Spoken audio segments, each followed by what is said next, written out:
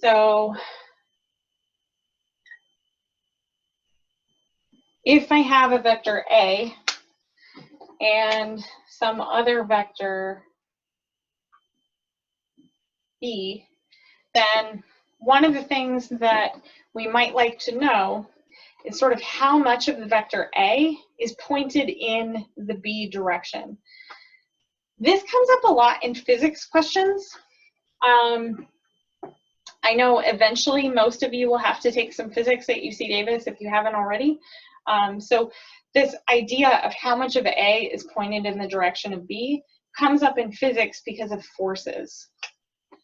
So if I think about taking that vector A and drawing a line in perpendicular to the vector B, then this distance right here we call the scalar projection of A onto B, or sometimes it's given the notation of the component of A that points in the B direction. And we can leave the vector hats off of those also and just say the component of A onto B. Now, we're going to use our geometry skills to figure out what this is.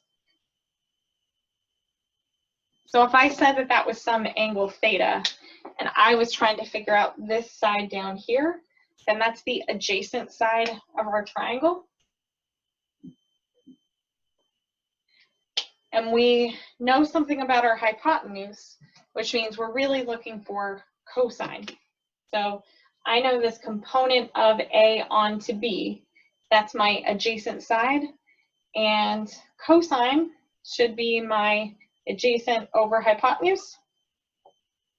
So that adjacent side divided by the length of my hypotenuse, or the magnitude of A, is equal to cosine theta. Rearranging that, that means that my component, or my scalar component of A onto B, is equal to the magnitude of A times cosine of theta. Well, the good news is, even though I don't often know the angle between two vectors, we can kind of cheat and manipulate this equation, because this is almost something that we do know how to compute between two vectors. This is almost a dot product. So we're going to force it to be a dot product by, I'll scoot my equal sign over.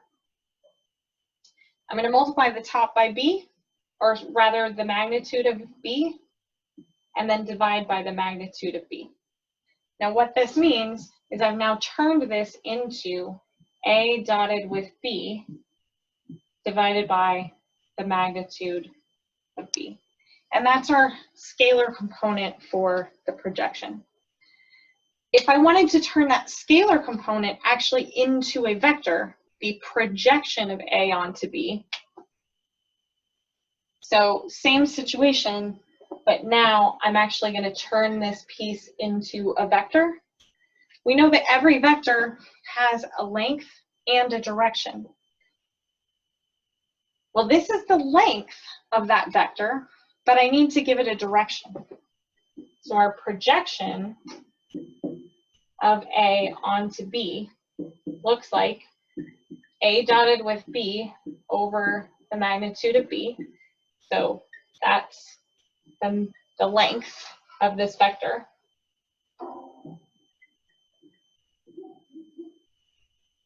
And now I need to multiply that by a direction. Well, the direction that this component is in is the same direction as the direction of V. But I want it to point in the direction of B without taking on any more length, because we've already figured out what the length is. So I'm going to need to multiply this by the unit vector B that points in the direction of B. And that's going to look like B divided by the magnitude of B. So this part is the direction as a unit vector.